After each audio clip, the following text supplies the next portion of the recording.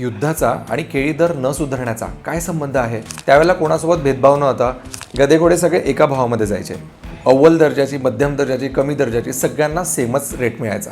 Automatic rate खाली यायला सुरुवात होऊन झाली, कारण आता इथं कॉम्पिटिशनला एक्सपोर्टर नव्हतेच ना. Open war between the United States, US Israel का ईरान पर हमला लगातार जारी है. killing Iranian Supreme Leader. The Strait of Hormuz has been shut. U.S. military action against Iran. The United States. and the Islamic Republic of Iran. माझ्या केळी बागायतदार शेतकरी मित्रांनो, नमस्कार. माझं नाव पुष्कराज चौधरी. युद्धाचा आणि केळी दर न सुधारण्याचा काय संबंध आहे, यावर मित्रांनो मी आज माझं एक मत तुमच्यासमोर मांडणार आहे.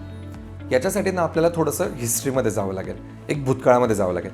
तुम्हाला आठवत असेल, पूर्वी रावेर बोर्ड असायचा आणि रावेर बोर्डावर एक भाव डिक्लेअर व्हायचा, एक्क्याचा आणि पिलबागाचा, आणि त्या भावाच्या हिशोबाने सगळ्यांची कटिंग व्हायची. त्यावेळेला कोणासोबत भेदभाव नव्हता, गधेघोडे सगळे एका भावामध्ये जायचे आणि अव्वल दर्जाची, मध्यम दर्जाची, कमी दर्जाची सगळ्यांना सेमच रेट मिळायचा. शेतकऱ्याचं पूर्ण हे लक्ष हे पूर्ण यील्डवर होतं की मला एकरी किती उत्पन्न आलं पाहिजे. याच्यानंतर काय झालं मित्रांनो, थोडीशी ऑनची पद्धत सुरू झाली. ऑनची पद्धत म्हणजे काय की बोर्ड भाव तर मिळणारच आहे. म्हणजे माझा माल जर मध्यम प्रतीचा जरी असला तरी मी बोर्ड भाव जर 800 रुपयाचा आहे तर मी 800 रुपयानेच व्यापाऱ्याला माझा माल देणार आहे. परंतु जर माझी अव्वल दर्जाची केळी असेल तर मी 100 रुपये ऑन, 200 रुपये ऑन, 300 रुपये ऑन असा मधल्या काळामध्ये त्याच्यानंतरचा एक ट्रेंड होता. या ऑनच्या नंतरच्या काळामध्ये बोर्डभाव हे वाढवले गेले आणि जेव्हा बोर्डभाव हे वाढवले गेले त्यानंतर व्यापाऱ्यांनी त्यांच्या पद्धतीने रेट द्यायला सुरुवात केली. हा मध्यम क्वालिटीचा माल आहे, याला इतका रेट लागेल. तुमचा चांगल्या क्वालिटीचा माल आहे, याला इतका रेट लागेल. वापसीला इतका रेट लागेल. याने काय झालं की जो बोर्डाचा भाव ठरवला जात होता हा फक्त नाममात्र झाला आणि शेतकऱ्याचा दर त्याच्या हातातून त्या दिवसापासून निसटला. जे अव्वल दर्जाचे शेतकरी होते त्यांना सगळ्यांना याचा फायदा झाला, परंतु ज्यांचं यील्ड थोडंसं मध्यम होतं त्यांना मात्र याचा प्रचंड फटका बसला. त्याच्यानंतरच्या काळामध्ये काय झालं की वेगवेगळे एक्सपोर्टर होते, ते एक्सपोर्टर आपल्या गावांमध्ये आले, वेगवेगळ्या ठिकाणी त्यांची एक्सपोर्टसाठीची काढणी सुरू झाली आणि चांगल्या प्रतीच्या मालाला अजून जास्त भाव मिळायला लागला. आता काय झालं, जो एक बेस होता ना आपल्याला की बोर्ड भावाचा हा एक बेस मानला जायचा, याला एक स्टँडर्ड मानलं जायचं, त्याच्या 19-20 कुठेतरी भावे शेतकऱ्याला दिले जात होते. परंतु जसं एक्सपोर्टरने एंट्री केली आणि एक्सपोर्ट आपल्या भारताचा वाढला, एक्सपोर्टर लोकांना लोकल व्यापाऱ्यांच्या समोर काहीतरी जास्त द्यावं लागणार होतं. तेव्हा कुठे हे इतक्या वर्षापासूनचं जे लोकल व्यापाऱ्यांना जे केळी देण्याचं तंत्र होतं याला कुठेतरी ब्रेक करण्यासाठी त्यांना सुरुवातीला खूप चांगले रेट द्यावे लागले आणि ऑब्व्हियसली एक्सपोर्टच्या केळीला बाहेरच्या मार्केटमध्ये पण त्यांना चांगले रेट मिळत होते, म्हणूनच ते पण शेतकऱ्याला चांगले रेट देऊ शकले. पण याच्यामध्ये शेतकऱ्यासाठी सगळ्यात महत्त्वाची गोष्ट घडली. एक्सपोर्टरने रेट वाढवून दिल्यामुळे जो बोर्ड भावाचा जो बेस मानला जायचा तो बेस आता एक्सपोर्टरचा बेस मानला गेला.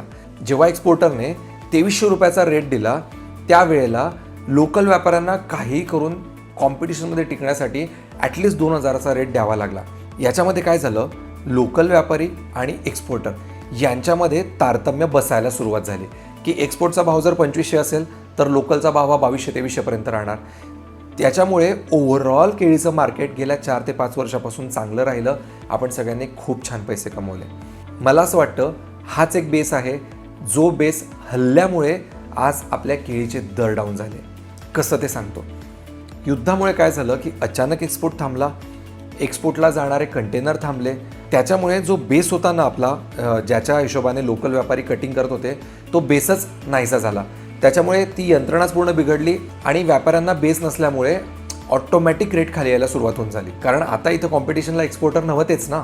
मला मान्य आहे की एक्सपोर्ट हा आपल्या टोटल उत्पादनाच्या खूप कमी टक्के आहे, पण एक्सपोर्टच्या दरामुळेच आपल्या लोकलचा दर हा वधारला गेला, हे पण तितकंच सत्य आहे.